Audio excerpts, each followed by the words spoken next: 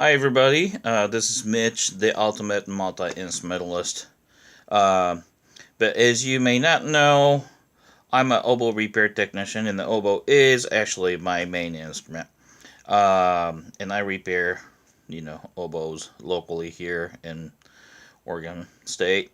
So I just decided making a few videos about maintenance of the oboe and adjustments. Something that you can do on your own, not relying on a repair technician. Oboe gets out of adjustments fairly easily, so keeping up with it is actually pretty important for a player. And sometimes if you go to a repair shop and only thing the repair technician needed to do was just a very small turn of the screw, and they may say, hey, $20. Well, which is, from their experience and stuff, just like, you will pay a lot of money for artists. So I wouldn't necessarily deny that part, but, I mean, you wouldn't feel that good. You just saw that the guy twisted the screw and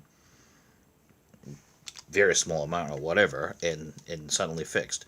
So if you're able to assess some of the problems, and if you could do some of the easy adjustment work, I thought that would be a good thing for anybody to know.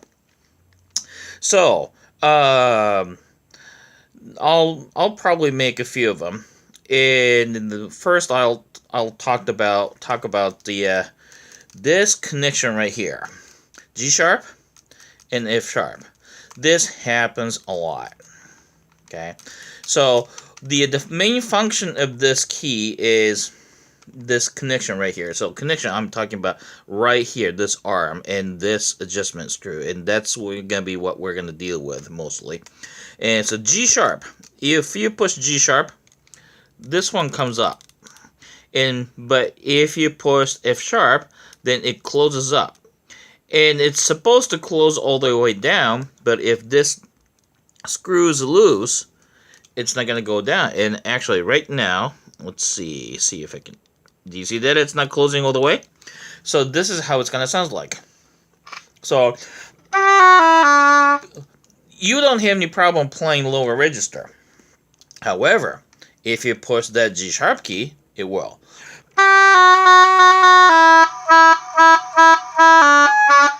So if you have that problem, that screw is too loose.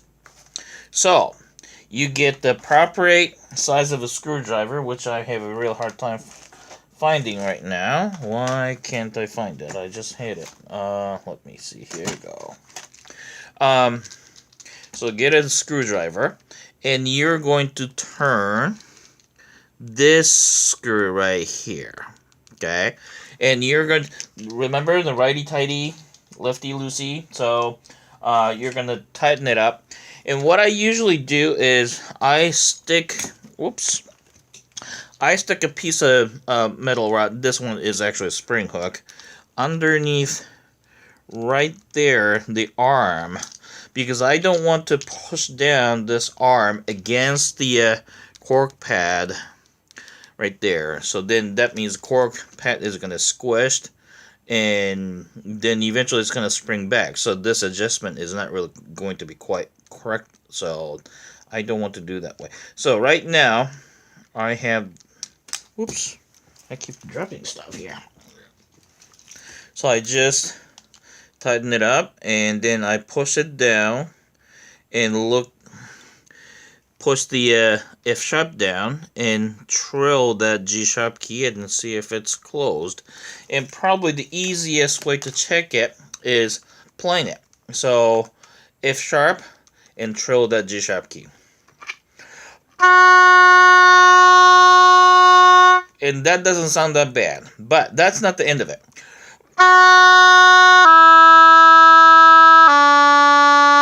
So you should go down, and I sometimes go all the way down to low C and do it. And then lower you go, more the problem will be exposed. So with the G sharp and F sharp, even if that doesn't sound bad, you shouldn't stop right there. Okay, and you should go all the way down to C natural. Now, so I'll just open up a little bit. I just loosened up a little bit. So right now, it's obviously open, and I want you to hear how it sounds like if it's just tiny bit open. Do you hear that?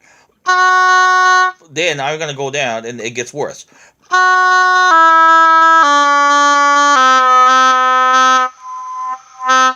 That low C is totally unusable, right? So turn this one, crank it down, and then I sometimes check the.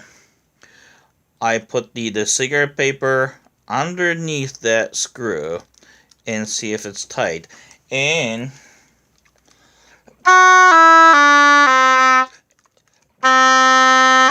so it doesn't do anything bad right now. So from this point, I'm going to just loosen up just tiny bit, like 1/8 of a turn.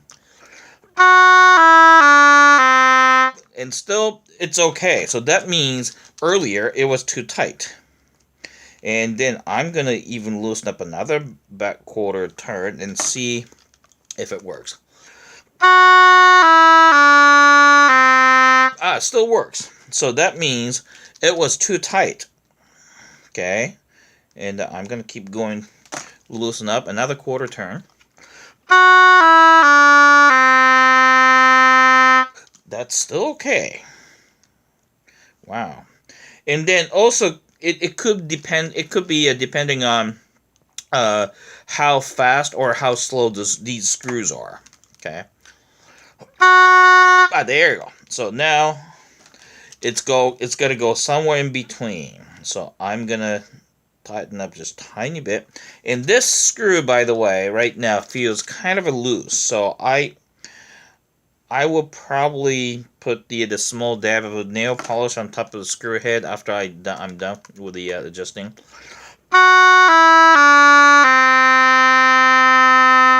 Seems like that's about where it is supposed to be. Okay, so that's how you adjust it. Now, however, let me show you something. So if this screw is too tight, okay, and I'm going to just crank this up. So that means this G-sharp will close, okay? There. It closes fine. However, now this one is not closing all the way. So that means if this doesn't close, anything below that will not play well. And right now, this has nothing to do with that anymore. Because this screw right here is causing this key not to close. So whether you push G-sharp key or not, this won't matter. Now, if you hear that, wouldn't you freak out that the instrument is broken? It's not broken. It's just a turn of the screw.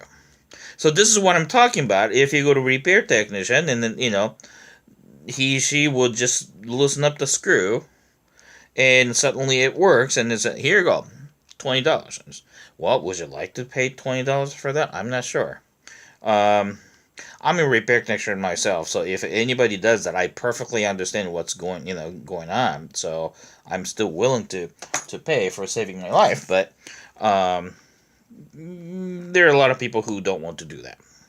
So anyway, right now it's just I loosen up too much, so probably that's about there.